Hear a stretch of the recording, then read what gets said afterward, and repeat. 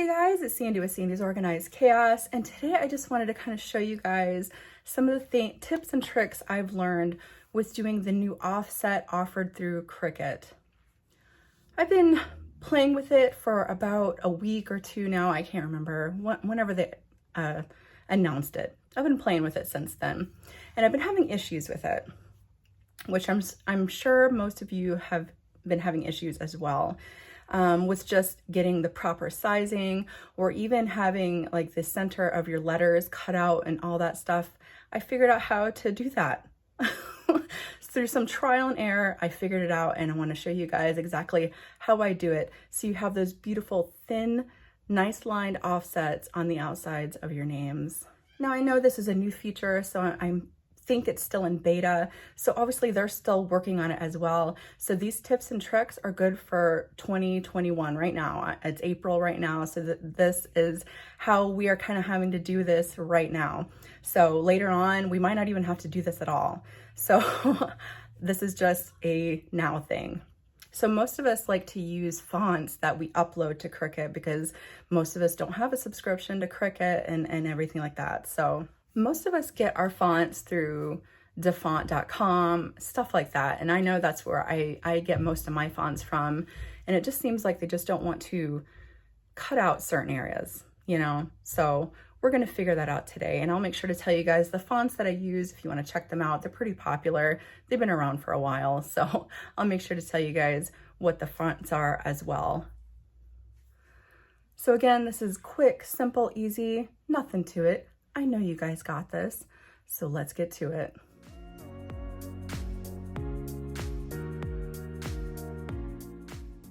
All right, we are on our design space on our desktop because I don't think you can do it on tablets or anything like that right now as well.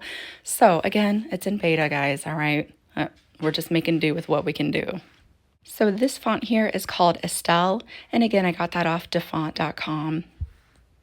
So we have our name all typed out here, and the first thing I like to do is I like to come up to this button up here. That's your ungroup button. Then we're going to slide all of our letters together to make a nice fluid name. Now, after you have all your pieces together here, you don't want to forget to come down and weld everything together. So all you're going to do after you get it all set up here, you're going to highlight it all. So that way it's all nice and highlighted. You're going to go down and you're going to weld. That's to make sure that whenever it goes to cut on your machine, that it all kind of goes in one piece together and there won't be any extra little cuts in between. So leaving the name highlighted, we went up to our simple offset button up at the top there. And you guys have probably already played around with this. You can make it as big or as little as you want. And you may be wondering, how do I get it super tiny? Well, you just want to come down to your key tabs here on your desktop, and that's how you want to get it as tight as possible or as small as possible around your name. I found that 0.042 is a perfect number and gives it that very pretty offset that you would like. I'm going to keep the edges or the corners rounded because, you know, this is a rounded name. And as you can see, that's how it looks so far. Nothing's cut out. How do we do that? Well, let me show you.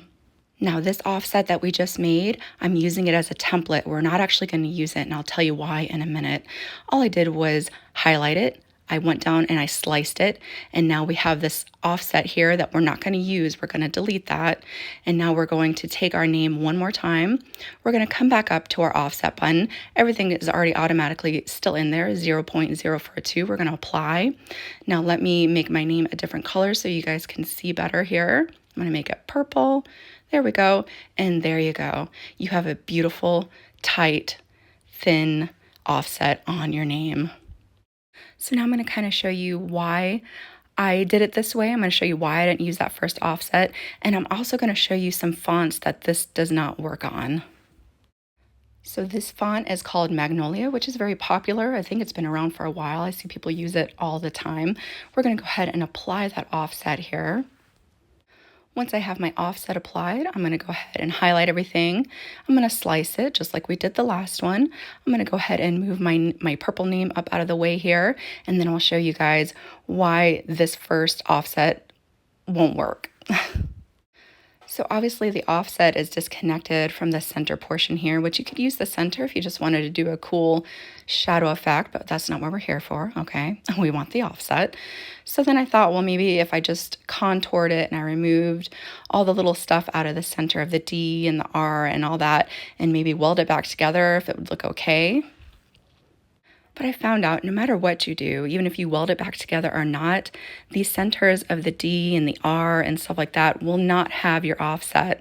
So it is just so much easier just to delete that first offset that you do and make sure it's just a template, and just go up there and do your offset one more time, apply it, and there you go. It is just much easier that way.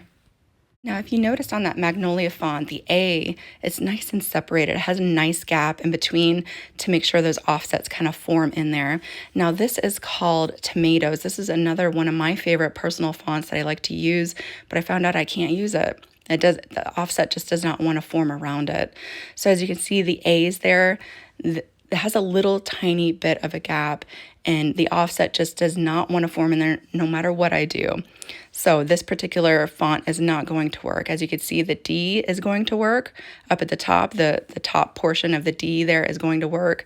I'm doing the same exact thing that I did for everything else. I'm going to go ahead and highlight it. I'm going to slice it, and I'm going to show you guys exactly what it's going to look like once I try to do this offset again. Now, I am pretty bummed because, like I said, this was one of my favorite fonts. So I'm kind of sad that I can't use it. But see, that top portion's gone, but the D and the two A's there is just not going to work. So you got to make sure that the fonts that you use have nice, either more open gaps or it's all the way formed together. So that way those offsets can get cut out of there nice. All right, one more time, we're going to use that Magnolia font. We're going to go ahead and make sure that all of our letters are pushed together and welded, because everybody likes welded letters, right? We're going to go ahead and weld that. We're going to do our offset here, 0.042. We're going to apply that. I'm going to change it purple so you guys can see it one more time. I'm going to slice it. I'm going to remove that. I'm going to delete that. I'm going to do the offset one more time, and it's as easy as that, guys. Well, I hope that's helped some of you guys out today, because I know it took me a while to kind of figure it out all on my own. So I'm so happy to be able to kind of share this with you guys.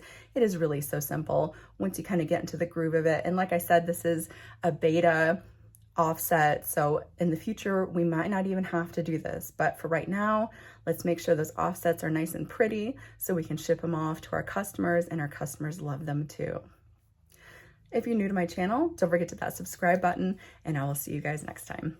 Bye.